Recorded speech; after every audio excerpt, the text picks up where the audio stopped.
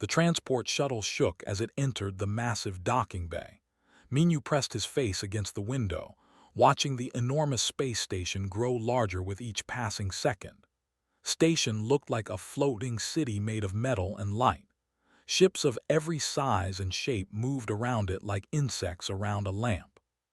"First time at?" a voice asked beside him. Minyu turned to see a woman in a blue uniform. Her name tag read Human Liaison. She smiled, but her eyes looked worried. "Yes," Minyu said. "I still can't believe I made it here." Smile faded a little. "Listen, Minyu, I need to be honest with you. Most species here don't think humans belong at the Hunters Academy. They call us scavengers, not hunters. They say Earth has no real predators." "But we were accepted," Minyu said. "Through a quota system," explained. "The Galactic Council forced the Academy to accept one human every 10 years. You're the first in a long time to actually come. The last one quit after 3 days." The shuttle landed with a soft thud. Minyu grabbed his small bag. Everything he owned fit inside. He grew up in the mountains of Korea with his grandmother. She taught him to track deer, to read the forest, to be patient. Those skills got him here. He wouldn't waste this chance. The docking bay doors opened. Sound and light flooded in. Hundreds of beings moved through the station. Some walked on 2 legs like humans. Others had 4 legs, 6 legs, or slithered on the ground. Minyu had seen videos, but nothing prepared him for seeing them in person. "Stay close," said. "Orientation starts in 1 hour." They walked through wide corridors. Other beings stared at Minyu. Some pointed. Some laughed. A massive creature covered in green scales stepped directly into Minyu's path. It stood 3 meters tall with arms as thick as tree trunks. "Move, little scavenger," the creature growled. Its breath smelled like rotting meat. Minyu stepped aside. The creature laughed and walked away. "That was a," whispered, "one of the strongest species in the galaxy. Natural armor, incredible strength, razor-sharp claws. They think they're the best hunters." "What do you think?" Minyu asked. Looked at him for a long moment. "I think hunting isn't just about claws and teeth, but try telling them that." The orientation room was huge. Rows of seats faced a massive screen. Minyu found a seat in the back. More students filed in. He counted at least 40 different species. Some had fur, some had scales, some had skin that changed colors. They all looked dangerous. A 4-armed insect creature sat near Minyu. Its compound eyes studied him with interest. "Human," it clicked. Its voice came from a translator device on its chest. "Yes," Minyu said. "I am Cheetle species, medical officer." The creature's mandibles moved as it spoke. "Never seen human hunter before. You are small, slow. No claws, no armor, no venom. How you hunt?"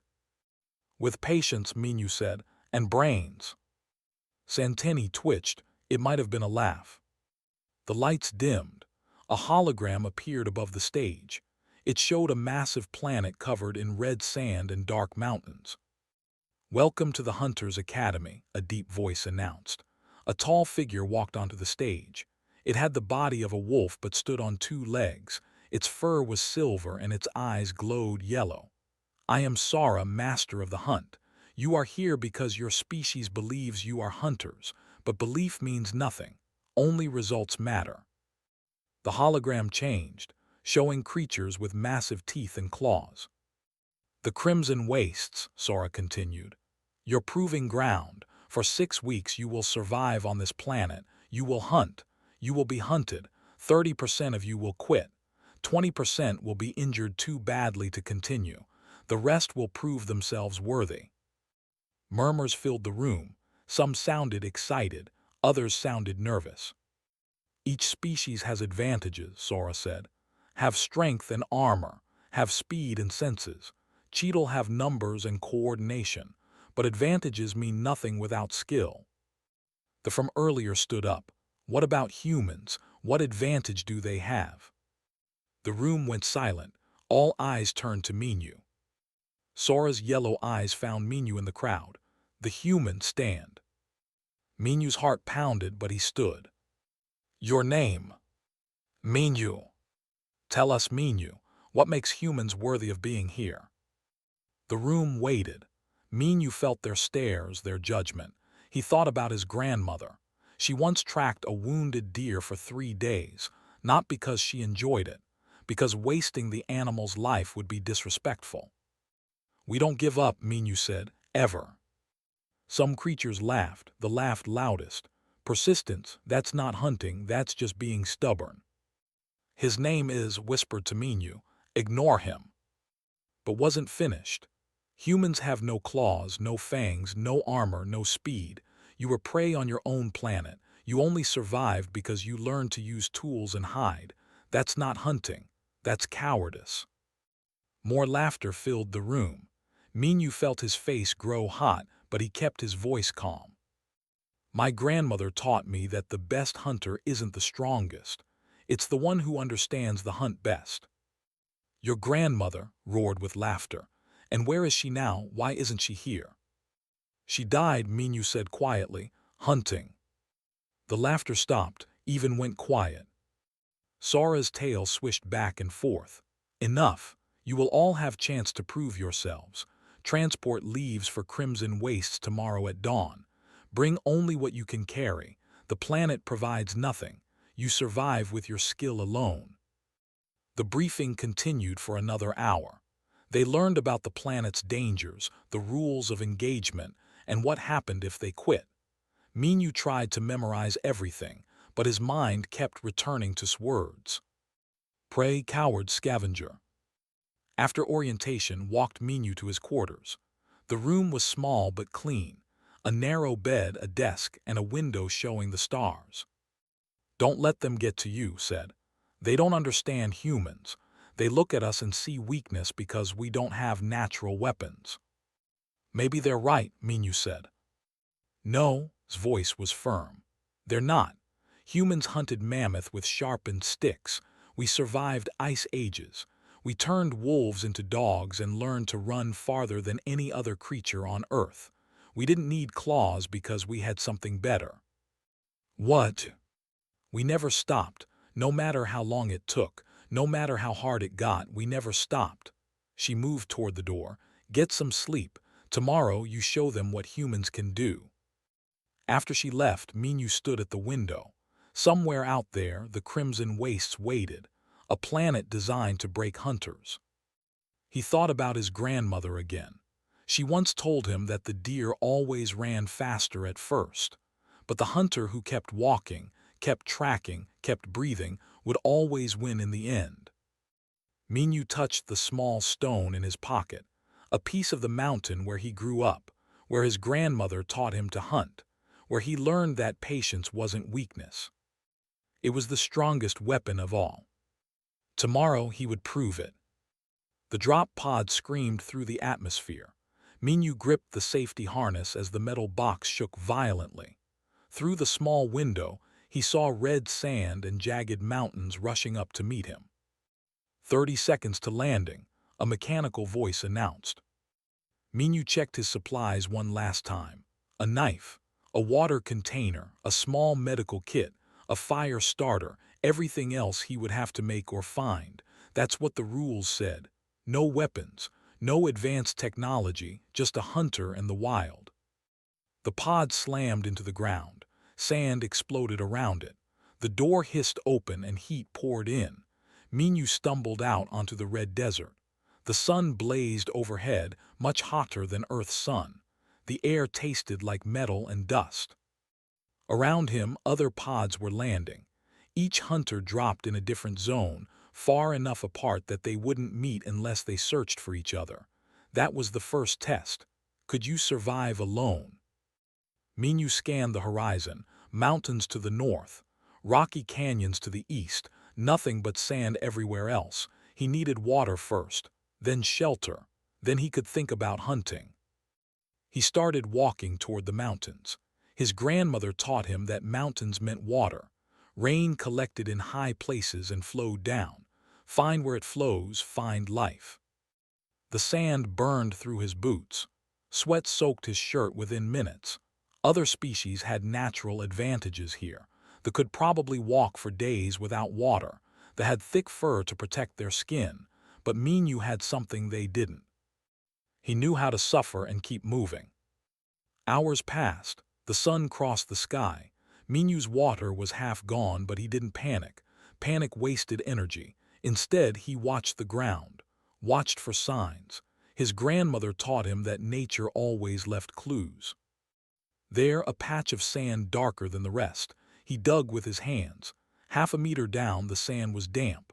Water was close. He dug deeper, found a layer of rock, used his knife to chip away at it. His hands bled, his back ached, but he kept digging. Just before sunset, water seeped through the rock. Not much, just enough to refill his container. Minyu sat back and drank slowly. One victory, many more to come.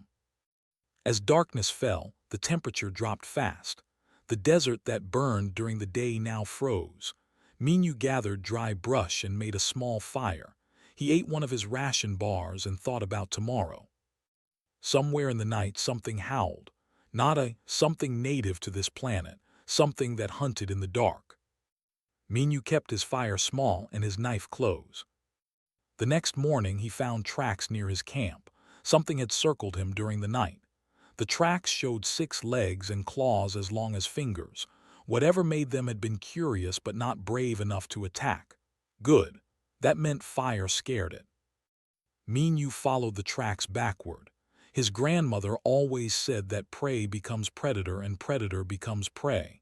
If something hunted him, he could hunt it back. Learn its habits. Learn its territory. The tracks led to a canyon. Perfect. Canyons meant shade, meant rocks for tools, meant places to hide. Minyu climbed down carefully. The rocks were sharp and crumbling. At the bottom he found bones, lots of them. This was a killing ground, something big lived here. Minyu smiled. Good, the academy wanted hunters, time to hunt. He spent 3 days in the canyon, learning, watching. He saw the creature on the second day. It was called a razorback according to the briefing. 2 meters tall, 6 legs, covered in armored plates with razor-sharp edges. Its teeth could crush bone. 3 other hunters had tried to kill razorbacks. All 3 failed. 1 died, 2 quit and called for emergency pickup. But Minyu wasn't going to fight it with strength. That was its game. He studied how it moved, when it hunted, when it slept. The razorback was fast in short bursts. It relied on ambush attacks. But after 30 minutes of chasing prey, it got tired. Its armor was heavy, carrying all that weight exhausted it. Minyu made his plan. On the 4th day, he found a razorback sleeping in the shade. He picked up a rock and threw it. The rock bounced off the creature's armor. The razorback woke up angry. It saw Minyu and roared. Then it charged. Minyu ran, not in panic, with purpose. He ran at a steady pace. Not too fast, not too slow, just fast enough to stay ahead. The razorback chased him. Its claws tore up the sand. Its roar echoed off the canyon walls. Minyu led it in a wide circle, up slopes, down slopes, over rocks, through narrow passages where the razorback barely fit. 30 minutes passed. The razorback was still chasing, but slower now. Its breath came in gasps. Its armor, so useful in a fight, became a burden. Minyu kept running. His legs burned. His lungs ached. But his grandmother taught him that humans were built for this. Humans could run longer than almost any creature on Earth. Not faster, just longer. 1 hour, the razorback stumbled. It was overheating. Its armor trapped heat inside. 2 hours, the razorback couldn't run anymore. It walked. Then it stopped. Its legs shook. Minyu stopped too. He stood 50 meters away and waited. The razorback tried to charge again but collapsed after 10 steps. Its tongue hung out. Its eyes were glazed. Minyu approached carefully. He had crafted a spear from a long bone and a sharp rock. Not a sophisticated weapon, but it would work. The razorback tried to snap at him, but it was too exhausted. Minyu drove the spear into the soft part under its jaw. The creature thrashed once, then went still. Minyu sat down hard. His body screamed for rest, but he felt something else. Pride. He just killed a creature that 3 other hunters couldn't beat, not with claws or armor or venom, with patience and endurance. With human stubbornness. Far above the planet, watched from a monitoring station, every hunter wore a small tracker so the Academy could watch their progress, studied the data from Minyu's tracker. Impossible clicked.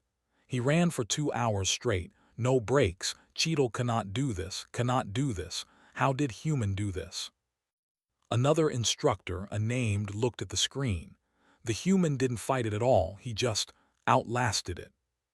That is not how hunting works, insisted. Maybe not how we hunt, said slowly, but it worked. Word spread through the Academy. The human killed a razorback. Some dismissed it as luck. Others began to wonder. The who mocked Minyu smashed his monitoring screen when he heard. Luck, he snarled, nothing more. But Sora, the master of the hunt, said nothing. She just watched the replay of Minyu's hunt over and over. She saw something in it, something she hadn't seen in years. Someone who understood that hunting wasn't about being the strongest. It was about being the last one still standing. On the planet below, Minyu made camp near the razorback's body. He would use every part of it, meat for food, bones for tools, armor plates for protection, nothing wasted. That was respect. As he worked, cutting and preparing, he thought about the other hunters. They were probably using their natural advantages, being strong, being fast, being fierce. But Minyu had a different advantage, one they didn't understand, couldn't understand. He could suffer longer than they could, and in the wild, the one who suffers longest wins. His grandmother knew that. Now slowly, painfully, the galaxy would learn it too. The stars came out. Minyu's fire crackled. Somewhere in the night, another creature howled, but it didn't come close. Something in the air had changed. This human wasn't prey. He was a hunter, and the hunt had only just begun. 3 weeks into the trial, strange reports started coming in. Hunters were disappearing, not dying, just vanishing for hours, then reappearing confused and shaken. Their tracking devices showed them moving in impossible patterns, doubling back, walking in circles. Something is hunting us, a hunter named reported to the monitoring station. His voice shook. I tracked it for 6 hours. Every time I got close, it was gone, like a ghost. In the command center, Sora studied the reports. Her yellow eyes narrowed. This has happened before, she said quietly. What has? Asked. 15 years ago, the last time he was here. He's who? Sora didn't answer. She just looked out at the stars with something that might have been respect or fear. On the planet, Minyu knew something was wrong. For 3 days he felt watched, not by animals, by something else, something that moved like smoke. He would set camp in one place and wake up to find his tracks circled by other tracks, larger, human-shaped. But no human was this good. The tracks appeared and disappeared like magic. Whoever made them knew how to hide themselves perfectly. Minyu didn't run. Running meant you were prey. Instead, he left a message. He took stones and arranged them in Korean characters, simple words his grandmother taught him. I mean no harm, I only wish to learn. The next morning, the stones were rearranged. They now formed a single word in perfect Korean. Walk north alone. Minyu packed his supplies. He told no one. His tracking device would show his movement, but that couldn't be helped. If this was a trap, so be it, but something told him it wasn't. His grandmother believed in spirits of the mountain, protectors, guides. Maybe this planet had them too. He walked north for 2 days. The landscape changed. Red sand gave way to black rock. Dead trees rose from the ground like bones, and then he saw it. A valley hidden between 2 cliffs, green, impossible in this desert, but green. Water ran through the valley, real plants grew, animals moved through the grass. It was like finding paradise in hell. And standing in the center of the valley was a man. He looked human, Korean features, maybe 40 years old, but something about him seemed older. His eyes were sharp. His movements were careful. He wore clothes made from animal skins and carried a spear made from bone and sharpened stone. "You walk well," the man said in Korean.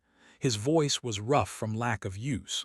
Most of them crashed through the desert like drunk elephants. "Who are you?" Minyu asked. "I am, though the Academy calls me the Supreme Hunter." He smiled without humor, or they did, before I disappeared. Minyu's eyes widened. Every hunter knew the legend of the only human to ever reach apex rank, the man who passed every test, who hunted creatures that made razorbacks look like rabbits. Then, 15 years ago, he vanished during a trial on the Crimson Wastes. "They think you're dead," Minyu said. "Good, let them think that," gestured to the valley. "Sit, you must be tired." They sat by a small fire, offered water and cooked meat. Minyu ate gratefully.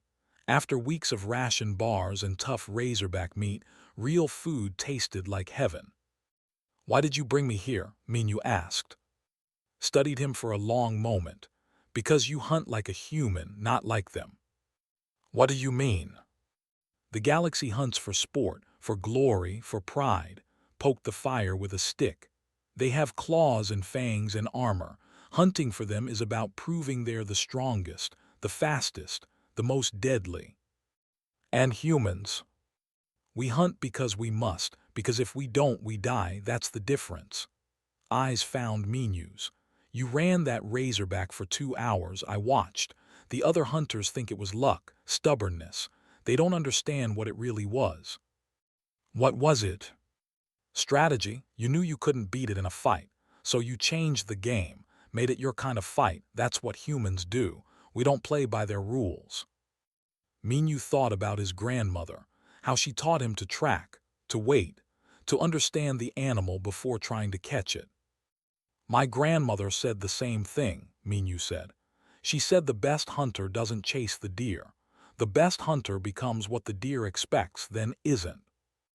Laughed a real laugh. "Your grandmother was wise. What happened to her?" "Mountain lion.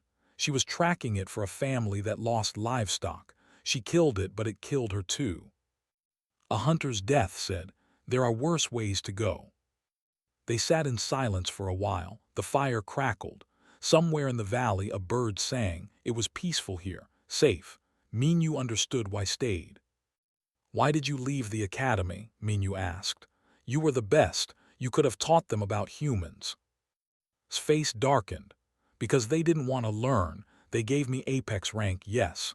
But they never respected it, always excuses. I got lucky. The tests were flawed. Humans must have cheated somehow." "So you proved them wrong?" "No," shook his head. "I proved them right. By disappearing, I became the myth they wanted, the exception, the one human who didn't count. It was easier for them than accepting the truth." "What truth?" He walked to the edge of the valley and looked out at the wasteland. "That humans are the most dangerous hunters in the galaxy, not because we're strong, but because we never stop." He turned back to Minyu. "They have advantages, speed, strength, natural weapons, but we have time, patience, the ability to suffer and keep moving. On Earth, we hunted mammoth with sticks. We ran down antelope until they collapsed. We turned wolves into friends and grass into food. We survived ice ages and droughts and plagues." His voice grew stronger. "We didn't need claws because we had something better. We had the will to never give up, ever. And that terrifies them, because advantages can be beaten. Weapons can be lost, but will is forever." Minyu felt something stir in his chest. Pride, understanding. His whole life people told him humans were weak, small, soft. Even the academy accepted him out of pity, not respect. But his grandmother knew humans weren't weak. They just measured strength differently. "Teach me," Minyu said, "please." Smiled. "I've been teaching you already. That's why I brought you here, to see if you understood, and you do." Over the next few days showed Minyu his valley, how he tracked water, how he predicted animal movements, how he used the environment as a weapon, but more than techniques, he taught philosophy. The hunt with strength, explained. So they look for strong prey makes them predictable. The hunt with speed, so they chase fast prey, makes them impatient. The cheetah hunt with numbers, so they overwhelm prey, makes them dependent on each other. But humans, we hunt with time, we can wait days, weeks, years if we have to, that makes us unpredictable, unstoppable. Minyu absorbed every word. His tracking device was still active. He knew the academy was watching. Good, let them watch. On the fifth day took Minyu to the edge of the valley. Below they could see a group of hunters.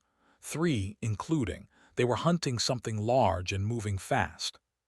Watch, said. They used brute force. They cornered the creature against a cliff and attacked together. It worked. The creature fell. They roared in victory. Strong, Minyu said. Effective, agreed, but watch what happens next. They immediately started arguing about who got credit for the kill, who struck the final blow, who deserves the most glory. While they argued, other predators circled, drawn by the noise and blood. They had to abandon most of the meat and run. That's the difference, said. They hunt for glory, we hunt for survival. Glory is temporary, survival is forever. That night back in the valley, Minyu asked the question that had been bothering him.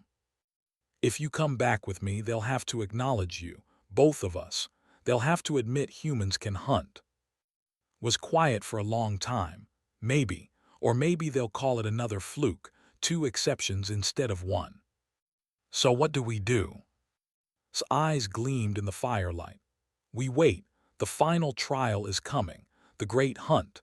Every remaining hunter faces one challenge together. When that happens, you'll show them what humans can really do. Will you help me? I'll do better than that, placed a hand on Minyu's shoulder. I'll declare you as kin. In the hunting traditions of 40 species, that word means equal, worthy, respected. But I haven't proven anything yet. Yes, you have. You survived, you hunted, you learned. You did it without claws or armor or venom. You did it with human strength, smiled. And that's the only kind that matters. Minyu felt tears in his eyes. For the first time since arriving at the academy, someone saw him, not as weak, not as a quota, as a hunter. As kin. The announcement came on the 6th week. All surviving hunters received the same message on their communicators. Final trial begins in 3 days. Report to the arena of ancients. Failure is not acceptable. Death is possible. Glory is guaranteed. Minyu stood at the edge of the valley, preparing to leave. He had spent 10 days with the Supreme Hunter, 10 days learning, growing, understanding what it meant to be human in a galaxy that didn't respect humans. Remember, said, they will try to make you fight their way. Don't. Stay human. Use time as your weapon. Use patience as your armor. Will you be there? Minyu asked. Smile was mysterious. When the time is right. Minyu made his way back through the wasteland. Other hunters were moving toward the arena too. He saw them in the distance. The proud, the swift, the coordinated cheetah. They moved in groups, celebrating their survival. Minyu walked alone, but he didn't feel alone. His words echoed in his mind. His grandmother's wisdom lived in his heart. He carried the strength of every human who ever refused to quit.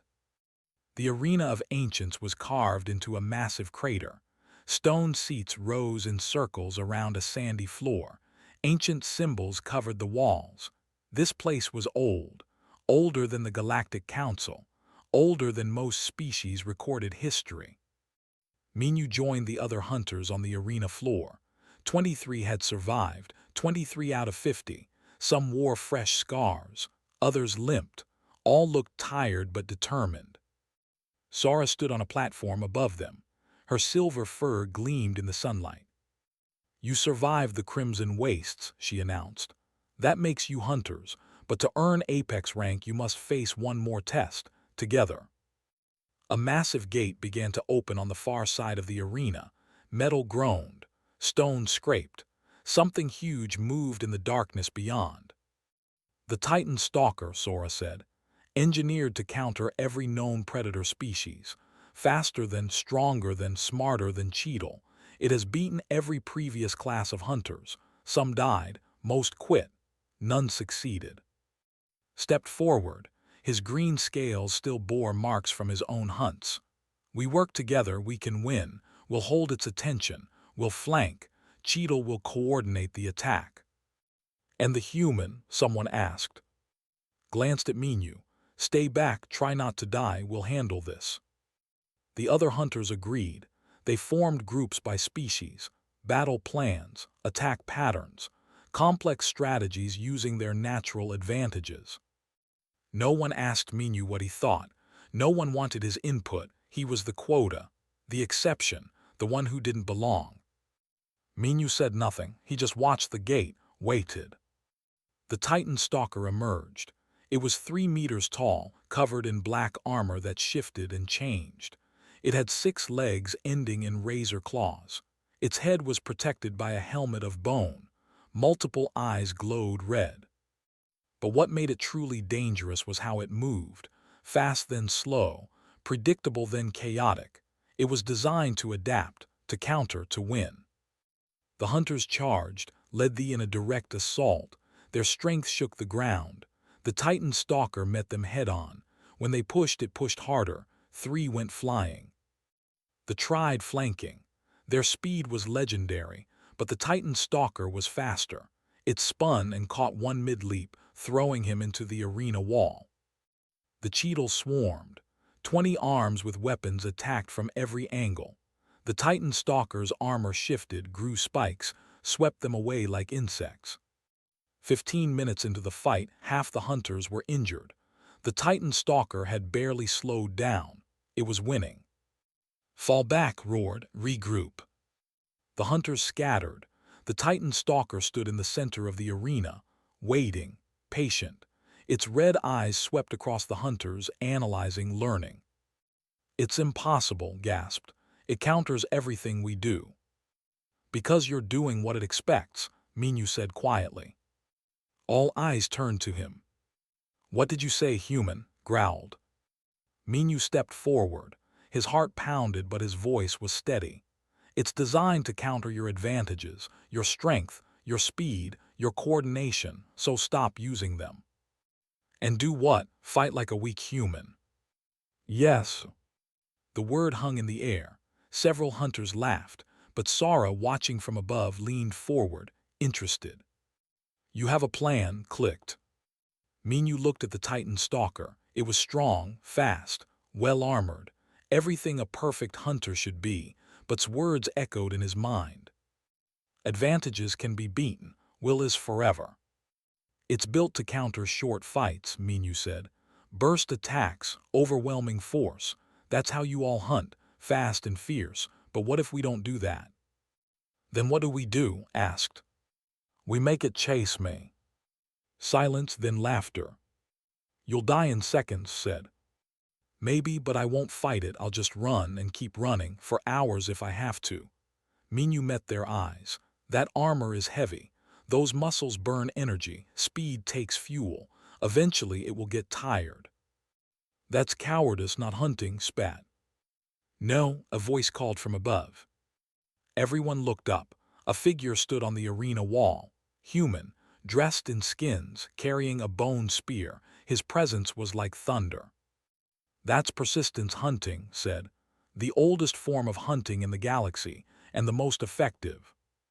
Shocked silence filled the arena. Sora stood. You're alive. Very much so. Jumped down to the arena floor. He moved with grace that made the other hunters look clumsy. He walked straight to Minu and placed a hand on his shoulder. This human, announced, his voice carrying to every corner of the arena, is kin. My equal, my brother in the hunt. Anyone who questions his plan questions me. No one spoke. His reputation was legend, even looked uncertain. How does it work? Asked carefully. Minu explained. I run, the Titan chases, I keep it moving for hours, wear it down. When it's exhausted, the rest of you attack, not with your strongest moves, with sustained pressure. Keep hitting it, keep pushing it, don't let it rest. Eventually it will fall. Hours look doubtful. You can run for hours. I already did against the Razorback for 2 hours straight. Minyu's voice grew stronger. That's what humans do. We don't have claws or armor or venom, but we can suffer longer than anything else. We can keep moving when everything else stops. That's our advantage. Nodded. On Earth, my ancestors hunted antelope this way. The antelope was faster, stronger, had better senses, but humans kept chasing, hour after hour, day after day sometimes, until the antelope's body gave out, until its advantages became worthless. And you think this will work on the Titan Stalker? Sora called down. No, said, I know it will, because I've seen what humans can do when everyone else quits. We keep going. Minyu looked at the other hunters. Some still looked doubtful, others looked thoughtful, looked angry but said nothing. If this fails, you die, said. If we do nothing, we all fail, Minyu replied. At least this gives us a chance. Slowly the hunters nodded. They formed a new plan. Minyu would draw the Titan Stalker away, lead it on a chase. The others would rest, recover, prepare. When Minyu gave the signal, they would attack together, not with burst attacks but with sustained pressure. Human strategy, applied by aliens. Minyu approached the Titan Stalker. His hands shook but his feet were steady. The creature studied him with red eyes, analyzing, deciding how to kill this weak, soft thing. Minyu picked up a rock, threw it. The rock bounced off the Titan's armor. The creature roared, it charged. Minyu ran. Not in panic, not in fear, with purpose, with plan, with the knowledge that his grandmother, his ancestors, every human who ever hunted ran with him. The Titan Stalker was faster. It closed the distance quickly. Its claws reached for Minyu's back. But Minyu dodged at the last second, let the creature pass, started running again. This happened over and over. The Titan would get close. Minyu would dodge, keep running, leading it in wide circles around the arena. 10 minutes, 20, 30. The other hunters watched in amazement. The human never stopped, never slowed. His breathing stayed even, his pace stayed constant. The Titan Stalker, meanwhile, was slowing. Its attacks were less precise. Its armor, so useful in a fight, trapped heat inside. 1 hour, Minyu's legs burned. His lungs ached, but he thought of his grandmother, running through the mountains, never stopping, never quitting. 2 hours. The Titan Stalker was stumbling. Its red eyes flickered.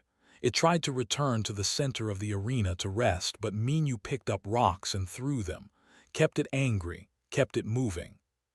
3 hours. The creature could barely walk, its armor sagged, its breath came in gasps. Minyu stopped, he raised his hand. The signal. The hunters charged, not with overwhelming force, with sustained attacks, hitting and falling back, hitting again. The Titan tried to counter, but it was too exhausted, too drained. Landed the final blow. His claws pierced the creature's armor. The Titan Stalker fell. Victory! The arena erupted in cheers, but they weren't cheering they were cheering for Minyu. The human who ran for 3 hours, who did the impossible, who proved that advantages don't matter when you refuse to quit. The Galactic Council arrived 3 days after the Titan Stalker fell. 7 members from 7 different species. They wore ceremonial robes and carried ancient symbols of authority. This was unprecedented. Council members never came to the Academy. The Academy reported to them, not the other way around. But the footage from the arena had spread across the galaxy. A human running for 3 hours, never stopping, never slowing, defeating a creature designed to be unbeatable. It changed something, made people question what they thought they knew. The council assembled in the Great Hall. Sora stood before them. Behind her, Minyu and the other surviving hunters waited, stood apart, arms crossed, watching with sharp eyes. "We have reviewed the final trial," the council leader said. "He was a tall with silver scales named. The human's performance was unusual." "It was effective," Sora replied. "He solved a problem that has defeated every previous class." "By running" made it sound like an insult. "Not fighting, running." "Persistence hunting," his voice cut through the room. He stepped forward.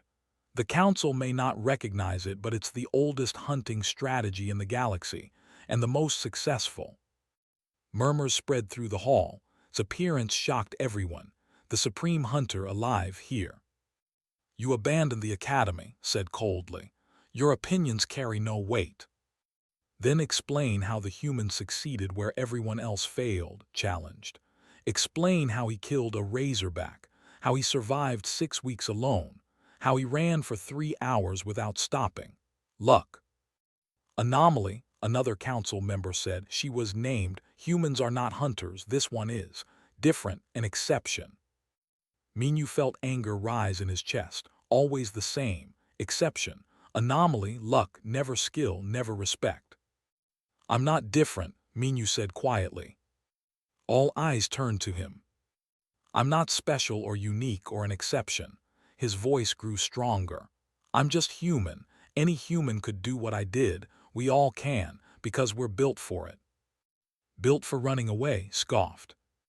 "Built for persistence." Minyu stepped forward. "My grandmother taught me that humans aren't the strongest. We're not the fastest. We don't have claws or fangs or armor, but we have something no other species developed. The ability to keep going when everything else stops." He looked around the room, at the powerful aliens who saw him as weak, as lesser. "On Earth, before we had technology, we hunted animals bigger and stronger than us. We did it by running them down, for hours, for days, until their bodies gave out, until their advantages didn't matter anymore. That's what humans are. We're the hunters who never stop." "That's not hunting," insisted. "That's exhaustion warfare." "It's both," said, "and it works, which is why it terrifies you." Silence heavy, uncomfortable. Scales darkened with anger. "You dare." "I dare tell the truth." His voice was hard. "You created the academy to celebrate hunting, but you defined hunting by your standards, strength, speed, ferocity. You never considered that hunting could be something else, something slower but unstoppable." He walked to stand beside Minyu.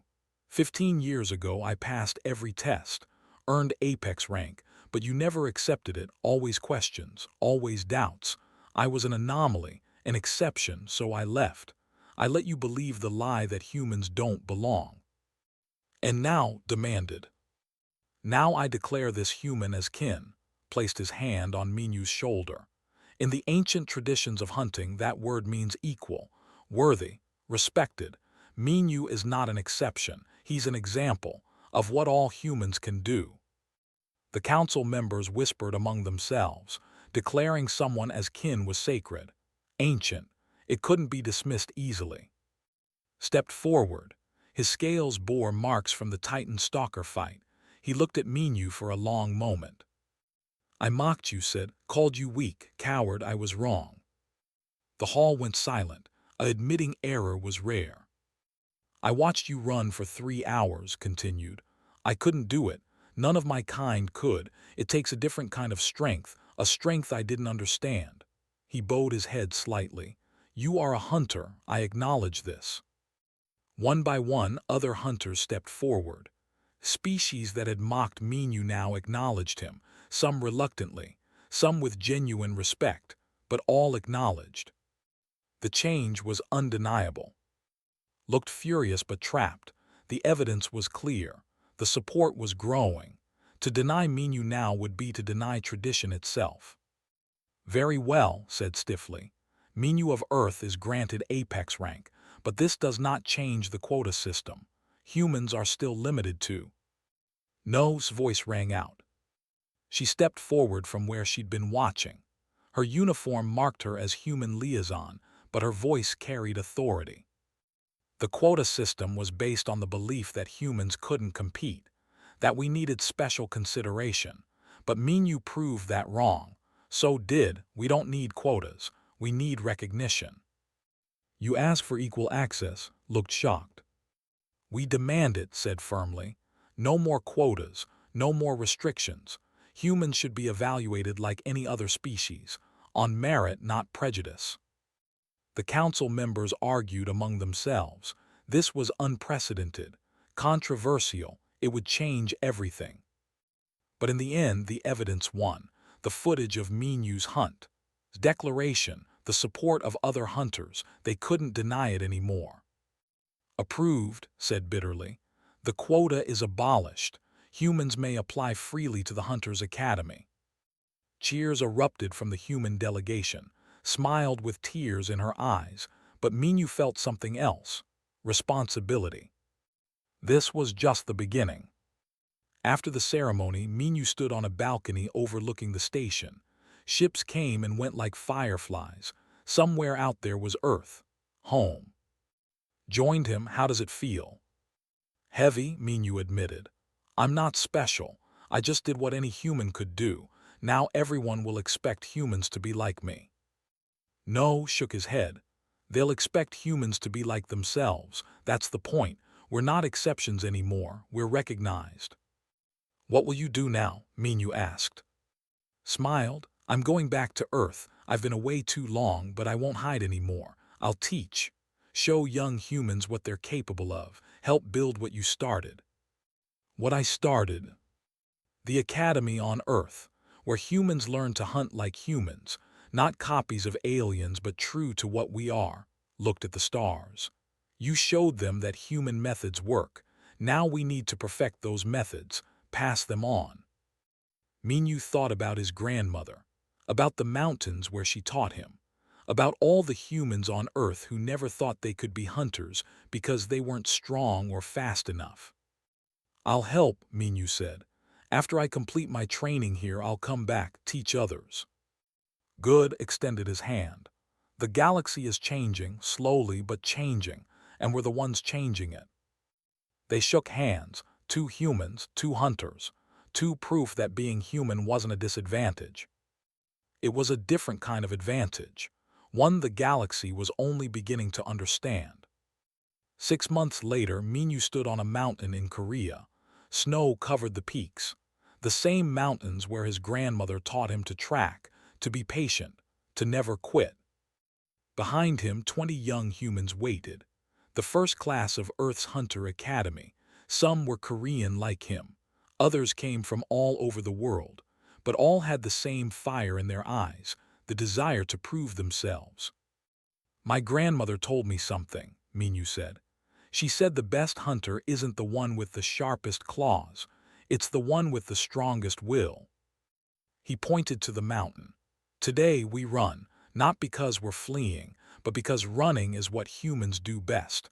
We'll run until your lungs burn, until your legs shake, until you want to quit, and then we'll keep running.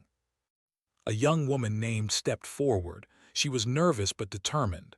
How long? Minyu smiled. Until you understand, humans don't need claws, we don't need fangs, we have something better. We have the ability to suffer and keep moving. That's our weapon. That's what makes us dangerous. He started running. The class followed, through the snow, up the mountain, following the same paths his grandmother showed him years ago. Some fell behind, some struggled, but none quit because they understood now. They weren't trying to be like other hunters. They were learning to be human, and that was enough. At the academy in space, Sora watched footage of Earth's training program, stood beside her. They're all running, observed. For hours, no weapons, no armor, just running. That's their strength, Sora said quietly. We were wrong to measure them by our standards. Humans aren't strong like, fast like, coordinated like Cheetle. They're something else entirely. What are they? Sora thought for a moment. Unstoppable. When it tires, it rests. When it tires, it stops. When a Cheetle tires, others replace it. But humans, they just keep going past exhaustion, past pain, past reason. They keep going until they win or die. That sounds terrifying. It should, Sora's eyes gleamed. Because now they're not limited by quotas. They're not restricted by prejudice. They're free to show the galaxy what they really are. Santini twitched nervously. And what are they? Sora looked at the screen. At Minu leading his class up a mountain. At teaching traditional tracking. At coordinating with other human organizations. At a species that spent millions of years learning to survive against impossible odds. They're the hunters who never stop, Sora said softly. The galaxy has apex predators, but now it has something else. Something that doesn't hunt for glory or sport or pride. What then? For survival, for necessity, for the simple reason that quitting isn't in their nature. Sora turned away from the screen. The other species will learn this. Some will resist, some will accept, but eventually they'll all understand one truth. What truth? Sora's smile was grim. Never underestimate something just because it doesn't have claws. Sometimes the most dangerous hunter is the one that just won't stop. Back on Earth, Minu reached the summit. His breath came in clouds, his body ached, but he felt alive, complete. Behind him, his class arrived one by one, tired, hurting, but victorious. They did it. They ran for 3 hours up a mountain. They did what the galaxy said humans couldn't do. And this was just the beginning. Minu looked at the sky. Somewhere up there, the galaxy was watching, learning, understanding. Humans had arrived, not as exceptions, not as anomalies. As hunters, true hunters, the kind that never stopped, never quit, never gave up. The kind that changed everything.